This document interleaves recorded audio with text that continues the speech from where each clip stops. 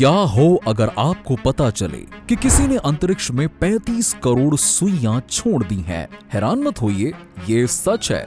America ने शीत युद्ध के दौरान ये एक्सपेरिमेंट किया था। उस समय अमेरिका और सोवियत यूनियन के बीच जासूसी, हथियारों की होड़ और स्पेस में दबदबा जमाने की जंग चरम पर थी। लेकिन अमेरिका को एक बड़ी चिंता थी, अगर युद्ध हुआ और सोवियत यूनियन ने समुद्र के नीचे बिछी केबल्स काट दी तो उनका कम्युनिकेशन सिस्टम कैसे बचेगा? इस प्रॉब्लम के सलूशन के लिए अमेरिकी वैज्ञानिकों ने एक चौंकाने वाला फैसला किया, स्पेस में एक आर्टिफिशियल आयनोस्फीयर बनाने का। इसके लिए करोड़ों बारीक तांबे की सुइयां छोड़ी गईं, जो रेडियो सिग्नल्स को रिफ्लेक्ट कर सकती थी। लेकिन क्या ये मिशन सफल हुआ? क्या अमेरिका अपने मकसद में कामयाब रहा या ये सिर्फ एक बेतुका एक्सपेरिमेंट बनकर रह गया? आइए जानते हैं।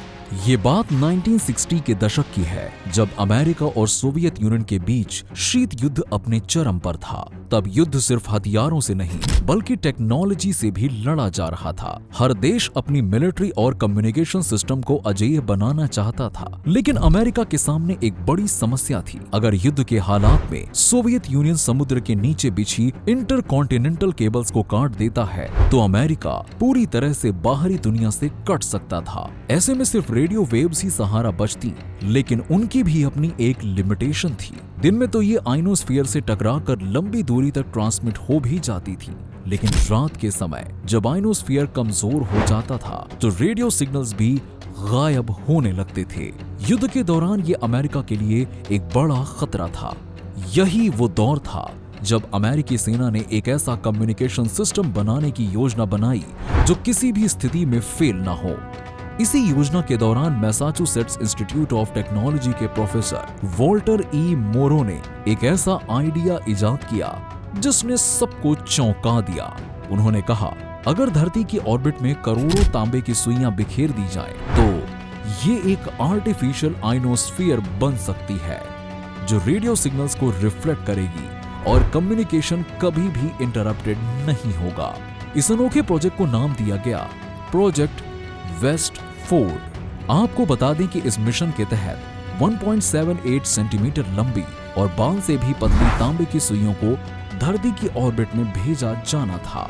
ये सुइयां 8 गीगाहर्ट्ज की फ्रीक्वेंसी पर रेडियो तरंगों को रिफ्लेक्ट करने के लिए डिजाइन की गई थी, जिससे लंबी दूरी तक बिना किसी रुकावट के कम्युनिकेशन संभव हो सके। 21 अक्टूबर 1961 को इस प्रोजेक्ट का पहला टेस्ट किया गया, जिसमें 10 करोड़ तांबे की सुइयां स्पेस में भेजी गईं। लेकिन यह टेस्ट बुरी तरह से असफल रहा, क्योंकि सुइयां स्पेस में फैलने के बजाय आपस में चिपक गईं और ये अमेरिका के लिए एक बड़ा झटका था।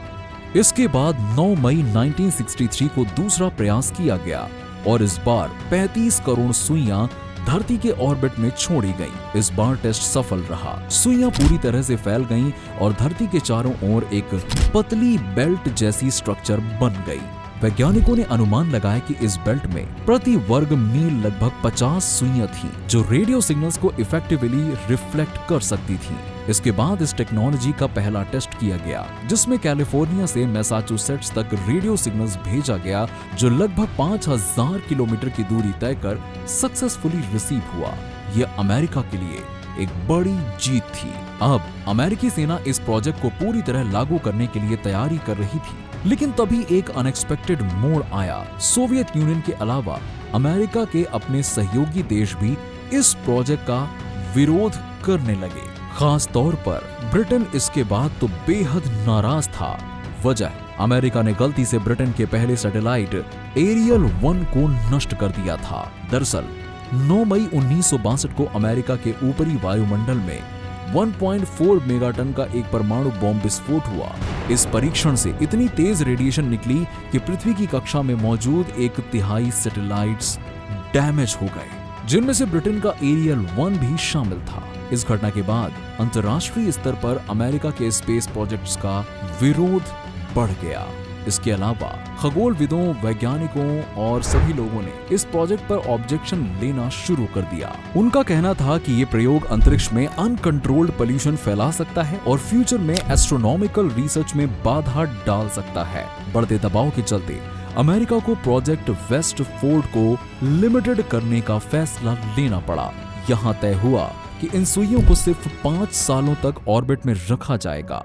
लेकिन इस बहस के बीच 1966 में अमेरिकी सेना ने अपना पहला कम्युनिकेशन सैटेलाइट सिस्टम लॉन्च कर दिया। सैटेलाइट टेक्नोलॉजी के आने के बाद रेडियो वेव्स पर डिपेंडेंसी कम होने लगी और प्रोजेक्ट वेस्टफोर्ड की शुरुआत धीरे धीरे खत्म हो गई। आउटर स्पेस ट्रीटी 1967 में अंतरिक्ष प्रदूषण और हथियारों पर रोक लगाई और 1969 में अमेरिका ने चांद पर कदम रखकर सोवियत को पीछे छोड़ दिया। आज इलॉन मस्क की स्टारलिंक हाई स्पीड इंटरनेट दे रहा है, जबकि प्रोजेक्ट वेस्टफोर्ड इररिलेवेंट हो गया है। वैसे भारत के पहले सैटेलाइट का क्या नाम है, कमेंट सेक्शन में कमेंट करके जरूर बताइएगा। और अगर वीडियो पसंद आई हो तो वीडियो को लाइक और चैनल को सब्सक्राइब जरूर कीजिएगा।